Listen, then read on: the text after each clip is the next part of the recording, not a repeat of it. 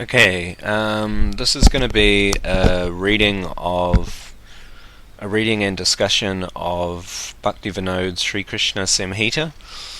So, basically, I'm doing this to provide more support for Madhyamadikaris, which is basically, as Bhaktivinode explains, there's sort of three different classes of devotees.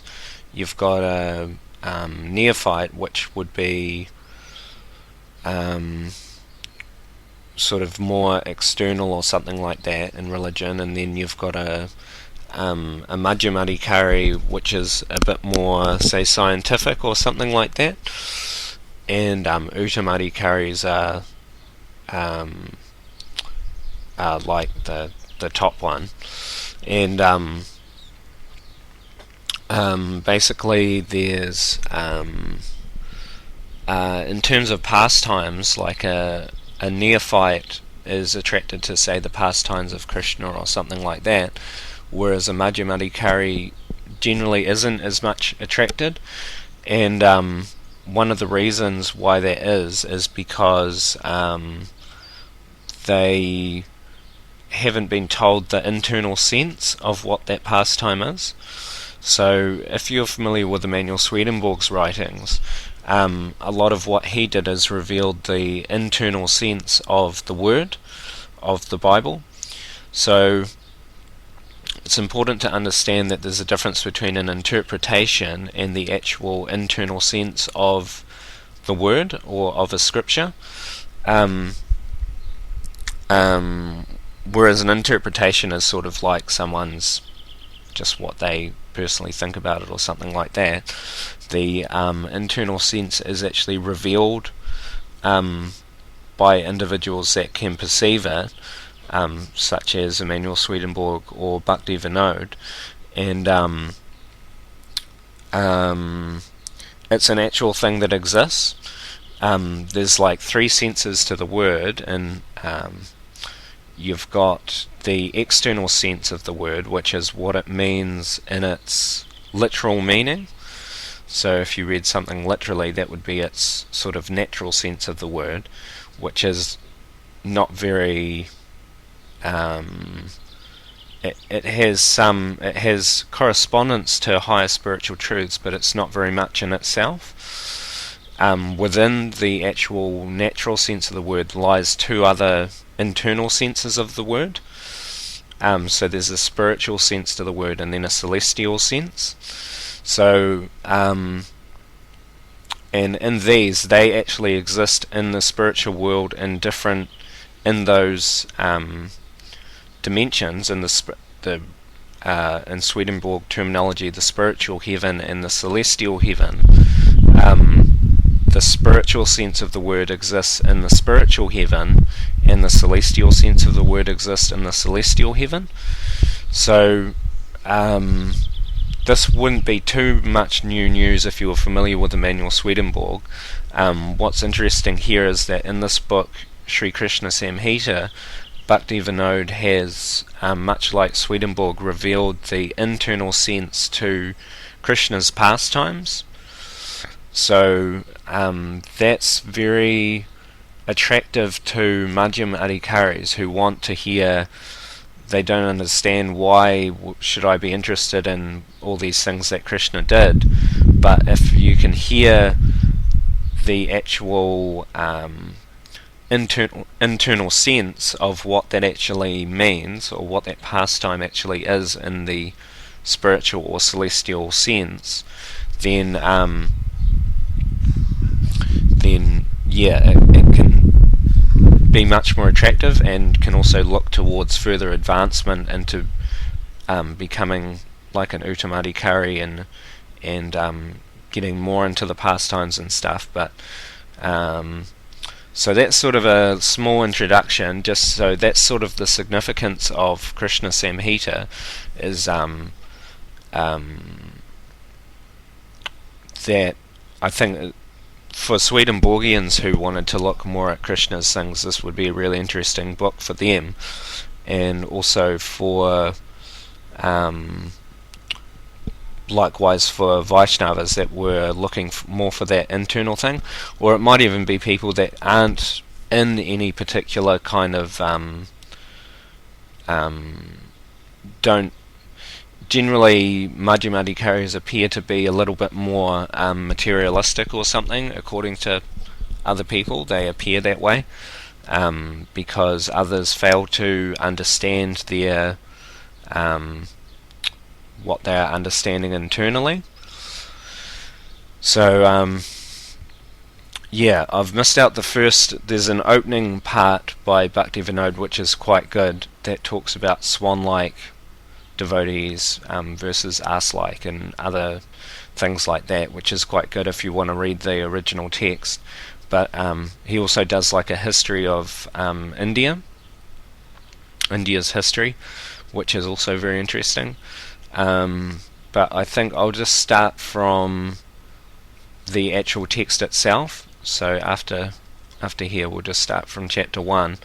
And Bhaktivinode said that he wanted people to discuss this book, so I'm going to have a go at that, and just if something comes to me or something that I think is a point of discussion, or if I want to just clarify from my understanding of what the text is, then I'll just stop and I might start doing that.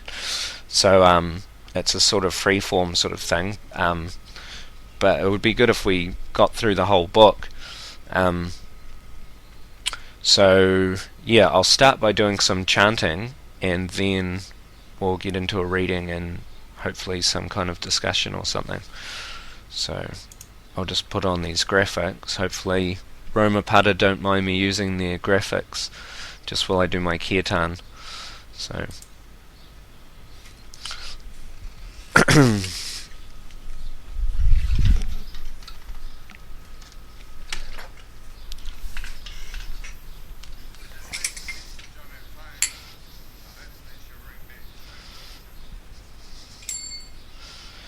okay.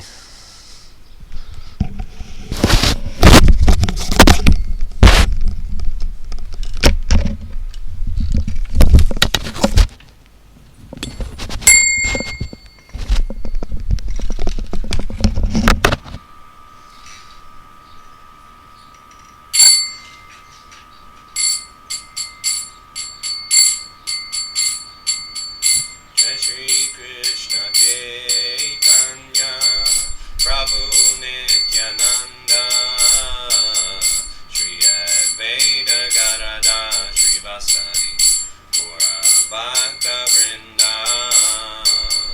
Jai Shri Krishna Chaitanya Prabhu Nityananda Shri Advaita Gadada Shri Vasadi Gaura Bhakta Vrinda.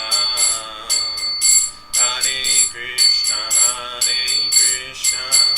Krishna Krishna, Hare Hare, Hare Rama, Hare Rama, Rama Hare Hare. Hare Krishna, Krishna Krishna, Hare Hare, Hare Rama, Rama Rama, Hare Hare. Hare Krishna, Krishna Krishna, Hare Hare, Hare Rama, Rama Rama, Hare Hare.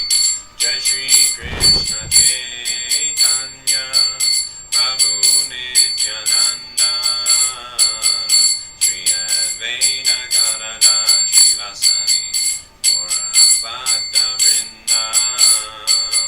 Jai Shri Krishna Chaitanya Prabhu Nityananda Shri Advaita Gadada Shri Vasari Gaura Bhakta Vrinda.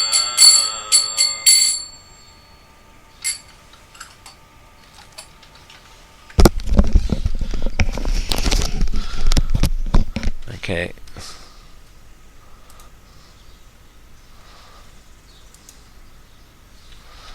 So Sri Krishna Samhita, Chapter 1, Descriptions of Vaikuntha. I offer my respectful obeisances unto Sri Krishna Chaitanya, who is full of transcendental mellows and the giver of spiritual knowledge. Without his mercy no one can ascertain the truth about Krishna. Just as it is not possible for a particle of dust to absorb the ocean, it is extremely difficult for a foolish, less intelligent person like me to ascertain the truth. Although a living entity is never able to ascertain the truth with his small intelligence, a blackish personality with a form of pure consciousness has appeared in my heart and engaged me in the work of ascertaining the truth. For this reason I have boldly taken up this work. Lord Sri Krishna is beyond spirit and matter and has no origin. The name of his abode is Vaikuntha, and it was created by his Chit Shakti, or internal potency. Vaikuntha is beyond material time and space, and it is the residence of the eternally liberated souls. All the eternally liberated living entities who are fragmental parts of the Supreme Lord emanate from the Lord's Jiva Shakti, or marginal potency, to assist the Lord in his pastimes. Vaikuntha is the abode of eternally liberated souls and the home of Krishna Chandra's eternal pastimes. That realm is beyond material time, and therefore past, present, and future do not exist there. In this material creation, however, we must consider past, present, and future, for the living entities here are conditioned by time and space. Lord Sri Krishna is always absorbed in transcendental rasas and surrounded by liberated souls. He is always addicted to the emotions arising from varieties of spiritual activities. He is the cynosure of all eyes. A great, wonderful spiritual relationship is found between the spiritually perfect living entities and Krishna Chandra, who is the source of spiritual knowledge. This relationship is called priti, or love. This love is concomitant with the creation of the living entities, so it is the living entities' inherent nature. If there is no independence in this relationship, however, there is no possibility of the living entities attaining higher rasas. Therefore, Sri Krishna gives the living entities the power to independently discriminate between proper and improper action, and he rewards them the fruits of their independent activities. Among the minutely independent living entities, those who have a strong taste for serving the Lord attain servitorship in the eternal abode. Among them, those who desire to serve the Lord with opulence see the worshipable Lord as Narayan, and those who desire to serve the Lord with sweetness see the worshipable Lord as Krishna. Those who serve the Lord with opulence have a natural mood of awe and reverence. Therefore their affection ends with prem, or love. For due to insufficient faith there is no pranaya, or intimacy. The faith of those who serve the Lord in the conjugal rasa is extremely strong. Therefore their affection advances up to Mahabhav. Some people say that unless there is oneness between the Atma and the Paramatma, there will be a lack of pranaya in spiritual affairs. They further say the concept of Mahabhav is the false acceptance of material thoughts as spiritual. Regarding these impure opinions, we say the living entities' different emotions arising from pranaya are not transformations of material nescience, they are spiritual emotions. The pastimes in the pure spiritual abode of Vaikuntha are all faultless and like waves in the ocean of bliss. The word vikara, or transformation, cannot be applied in those pastimes. There is no difference between Krishna and Narayan. He appears as Narayan to eyes absorbed in opulence, and he appears as Krishna to eyes absorbed in sweetness. Actually, there is no difference in the absolute truth. A difference is considered only among the people who discuss the absolute truth and in discussions of the absolute truth. Sri Krishna is the supreme absolute truth without a second. He is the moon-like Lord who is always absorbed in the ecstasy of his pastimes, and he manifests different forms due to the variety of rasas. Actually, there is no difference between his various forms, because in the absolute truth there is no difference between the container and its contents, the body and its owner, or the occupation and its performer. In the conditioned state, these differences are found in the human body, due to the misconception of identifying the body as the self. These differences are natural for material objects. The Vaisheshakers say that the quality by which one object is differentiated from another is called variety. Due to variety, we find a difference between atoms of water and atoms of air, and between atoms of air and atoms of fire. But the Vaisheshikas have detected the variegatedness of only the material world. They have no information of the variegatedness of the spiritual world, nor is there information about this in the scriptures of the Gyanis. That is why most Gyanis consider liberation to be Brahma Nirvana, absorption or merging in the Supreme. According to the Vaishnavas, the quality of variegatedness not only exists in the material world, but it eternally exists in the spiritual world. That is why the Supersoul is different from the soul is different from the material world, and all souls are different from one another. From the quality of variegatedness, love of God takes the form of waves and appears with various emotions. Due to material conditioning, our intelligence has become polluted by the dirt of this world. Therefore, realizing spiritual variegatedness is extremely difficult. Due to the quality of variegatedness, there is not only an eternal difference between the Lord and the pure living entities, there is also an eternal pure relationship between them. Just as conditioned living entities have 5 types of relationships in the material world, there are also 5 types of relationships between Krishna and the living entities. The names of these 5 types of relationships are Santa, neutrality, Dasya, servitude, Sakya, friendship, Vatsalya, paternal affection, and Madhurya, conjugal love. In the Lord's association, the ecstatic love of the pure living entities manifests according to their qualification and relationship in 8 different emotions. All these symptoms are symptoms of love. They are known as Pulaka, standing of hairs on end, Asru, weeping, Kampa, trembling, Sveda, perspiring, Vaivanya, fading away of colour, Stamba, being stunned, Svara Beda, choking, and Pralaya, devastation.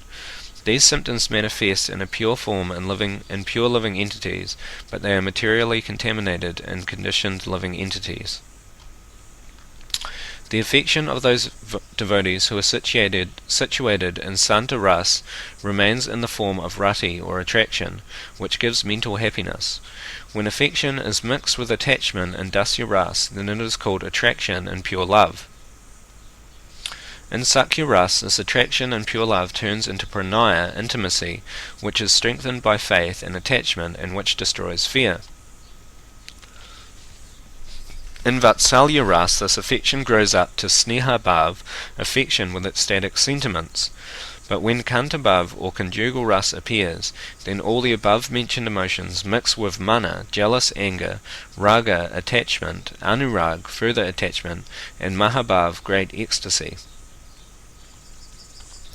Just as the living entities are surrounded by relatives and engaged in household activities in the material world, Sri Krishna is engaged in the same way in Vaikuntha. All the associates in Santa, Dasya, Sakya, Vatsalya, and Madhurya are servants of the Lord. Sri Krishna is the beloved Lord and object of worship of those devotees. In the affection of the absolute realm of Vaikuntha, all qualities like omniscience, forbearance, ability, consideration, expertness, and forgiveness are in complete harmony. Due to an absence of affection in the material world, those qualities appear distinct. The Vairagya river eternally flows through the outer circle of Vaikuntha. The Kalindi river eternally flows through the inner circle. Both rivers are transcendental to the mode of passion. The indescribable land there is the resting place of all pure souls. All the creepers, palaces, houses, and gateways are fully spiritual and free of all fault. The influence of time and place cannot pollute those things. Some people try to impose their material conceptions on the nature of Vaikuntha, and thus become overwhelmed by prejudices. Later they try to establish these prejudices by their shrewd arguments. Such descriptions of Vaikuntha and the pastimes of the Lord, however, are actually all material. These types of conclusions arise only due to improper knowledge of the absolute truth. Only those who have not deeply discussed spiritual topics will have the propensity to rationalize in this way. The doubtful hearts of the Majjhima Adhikaris are always swinging between the material and the spiritual, due to their being unable to cross into the realm of the Absolute Truth. Actually, the variegatedness seen in the material world is only a perverted reflection of the spiritual world. The difference between the material and the spiritual worlds is this. In the spiritual world, everything is blissful and faultless, whereas in the material world, everything is a temporary mixture of happiness and distress, full of impurities arising from time and place. Therefore, the descriptions of the spiritual world are not imitations of those of the material world, rather they are most coveted ideals. The splendour of the spiritual abode is established by the quality of variegatedness. Although that splendour is eternal, Vaikuntha is nevertheless non-dual and constitutionally eternal, full of knowledge and bliss. The material world consists of dualities arising from time, place, and circumstances, yet because Vaikuntha is transcendental to the material creation, it is devoid of duality and fault. Eternal servitude of Lord Krishna is the eternal happiness of those who are eternally perfect, and those who have achieved perfection.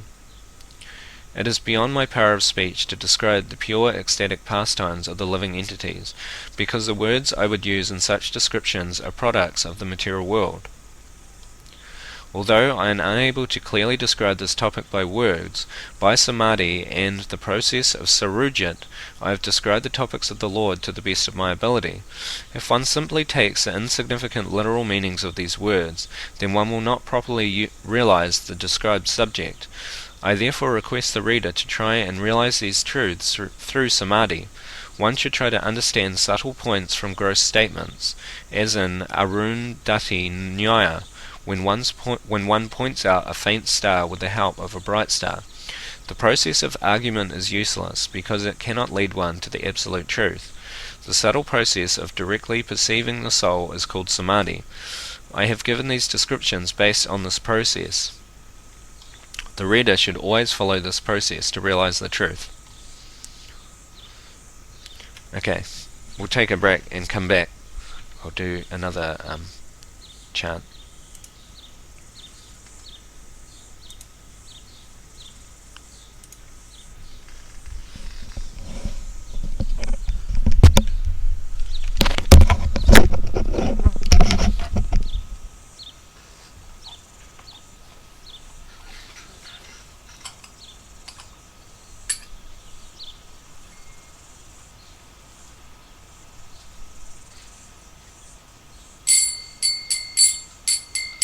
Jai Shri Krishna Chaitanya Prabhu Nityananda Shri Advaita Gadadhara Srivasadi Gaura Bhakta Vrinda Hare Krishna Krishna Krishna Hare Hare Hare Rama Hare Rama Rama Rama Hare Hare Hare Krishna Krishna Krishna Hare Hare Hare Rama Rama Rama Hare Hare Hare Krishna Krishna Krishna Hare Hare Hare Rama Rama Rama Hare Hare Jai Shri Krishna Chaitanya Prabhu Nityananda Shri Advaita Gadadhara Srivasadi Gaura Bhakta